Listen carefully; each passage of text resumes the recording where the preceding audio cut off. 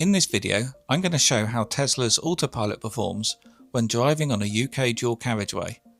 I currently have autopilot enabled as we enter these roadworks with restricted lanes.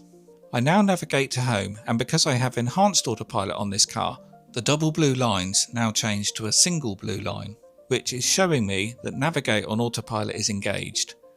This basically just suggests lane changes on motorways and dual carriageways, whereas standard autopilot just keeps driving forward regardless of the navigation, but I'll explain the differences between the two autopilot versions on this drive.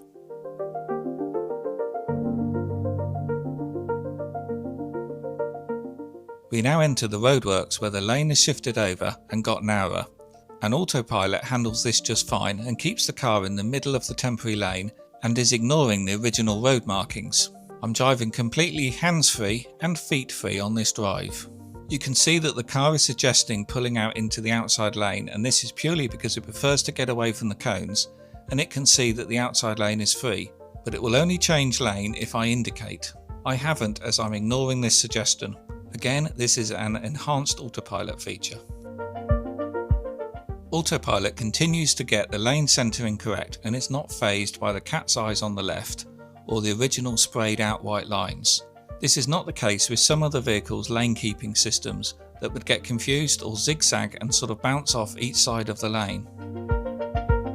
I'm still driving hands-free. You may notice that I'm not getting steering wheel nags on the screen, and that is because the internal cabin camera is monitoring where I'm looking, and it can also see my right hand because I have my right arm either resting on the door card or on my knee. You can check out the cabin camera view in service mode, which helps you know where to put your hands. The camera has to see at least one hand in shot to be happy that you're still alert and ready to take over. If it's happy, you can drive for long distances without touching the steering wheel.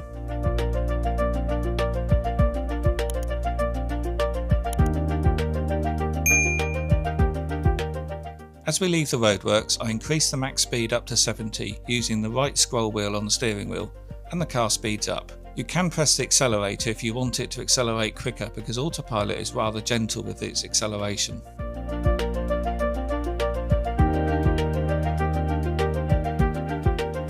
This channel has had over 15 million views, yet only has 40,000 subscribers, whereas it should be 3 to 4 times that, because over 90% of the viewers are not subscribed. Please do, it's completely free, it's only a click for you, and it really does help.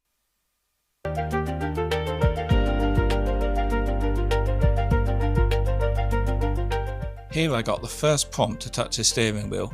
I give it a quick touch with my right hand and let go again. This was probably because my right hand had dropped out of view.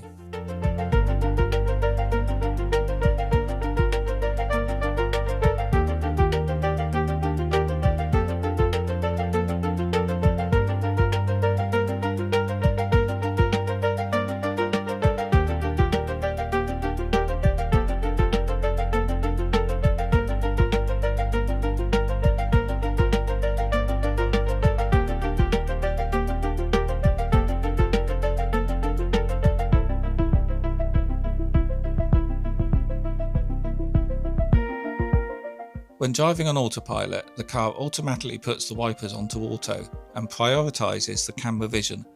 But as you can see, it's not too excessive and it does a reasonable job. There is a fine spray on the windscreen, which is out of focus on my camera I'm filming this on.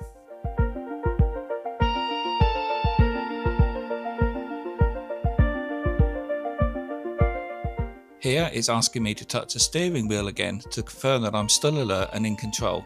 I do this a bit excessively for the purpose of this video.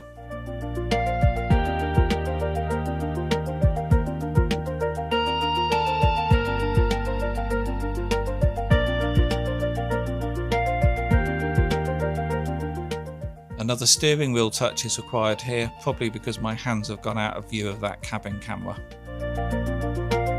So we now have cars pulling on from the slip road, and this is where I'd normally take over and pull into the outside lane. Autopilot would do this too if needed, but it's often too slow, and this is because of our UNECE rules, which force a 1.5 second delay before vehicle manoeuvres. However, in this instance, there's a gap in the traffic entering the dual carriageway, so I continue in the left lane without blocking anyone. So it's now suggesting a lane change, which I'm not sure why, because I'm not gaining on the car in front, and already driving at the maximum speed. If I was to let the car pull into the right lane, it wouldn't speed up anymore, so I ignore this request. You can see it's put the right side camera feed up to enable me to check the blind spot before I indicate.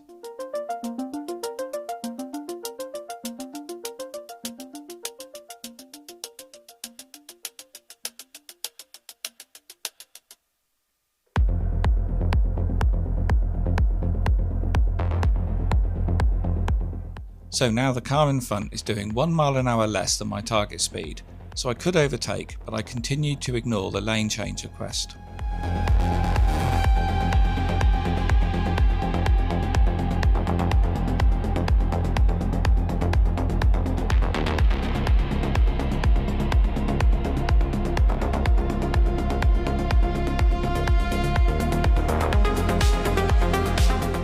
Autopilot is continuing to request a lane change, but do you notice the white line on the screen has changed to red?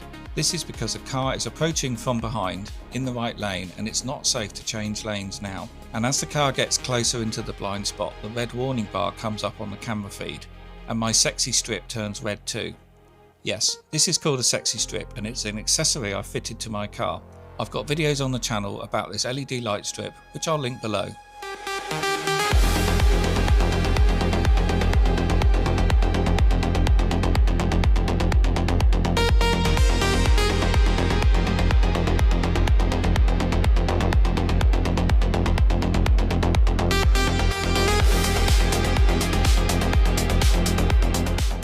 Because there's now multiple vehicles in the fast lane, Autopilot has stopped requesting a lane change, but my sexy strip continues to warn of vehicles in the blind spot as they pass.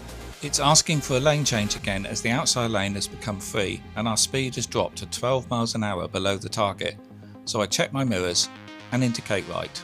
Enhanced Autopilot then performs a lane change without me touching the steering wheel. I'm still hands-free and I've done nothing more than touch the indicator. Autopilot slowly accelerates, matching the speed of the vehicle in front while maintaining the correct gap.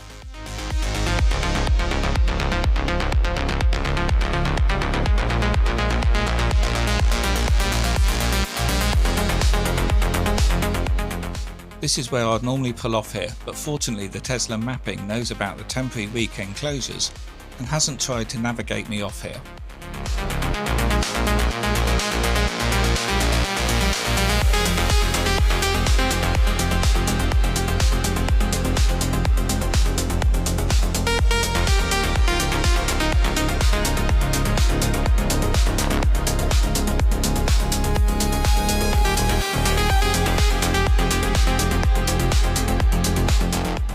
Here I decide to pull in as we're already driving at the maximum speed I've set and I'll just be lane hogging.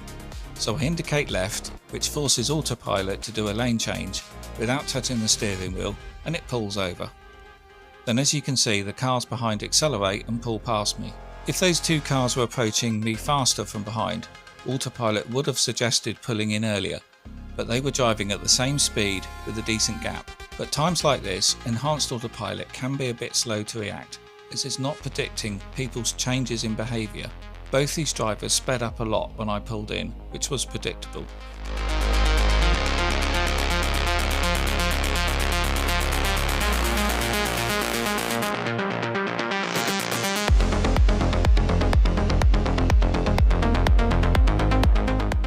You can see that the sexy strip continues to warn me of vehicles in the blind spot, even though I don't have the indicators on. While the legacy Model Y has blind spot monitoring, you as the driver don't get a visual warning until the indicator is on, but if I attempted to pull out, it would beep and push me back in.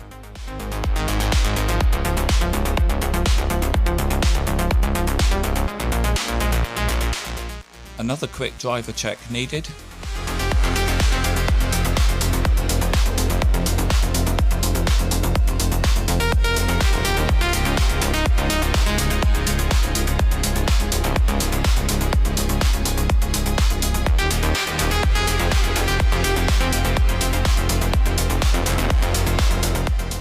So with more cars in the outside lane, Autopilot is happy to slow down to the speed of the vehicle in front until there's space to overtake.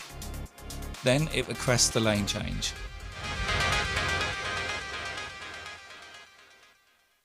but again I ignore it as we're getting too close to where I need to exit.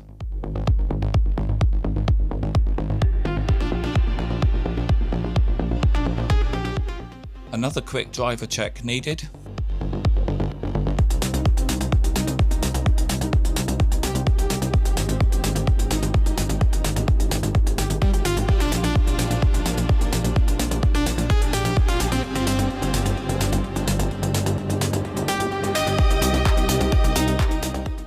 As you can see, we're now only a quarter of a mile away from the exit.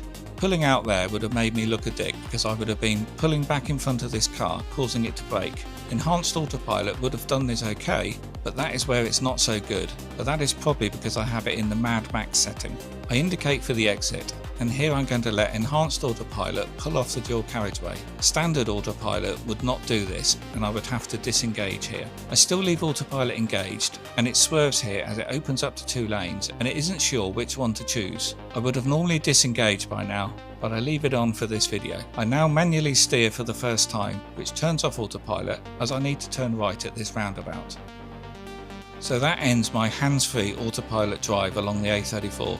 The Tesla is capable of so much more, even on my Hardware 3 model, but we're software limited here in the UK and EU due to our laws. But that may be changing soon, and with the future over-the-air update, you'll be getting supervised full self-driving. I hope you found this video interesting, and if you want to know more about Enhanced Autopilot, there's a link below to a playlist where I show you all the functions of how that works in the UK. And here's someone reversing back up the slip road. Okie doke, I'll see you on the next video. If you liked the video, please do click the thumbs up button, and leaving a comment also helps too. Plus of course subscribe if you're not. If the video saved you time or money, a little support via Ko-fi or the Super Thanks button would mean a lot. There's over 1,300 videos on the channel, so have a browse, use the search, and have a look at the playlists. And here's 2 videos you may want to check out.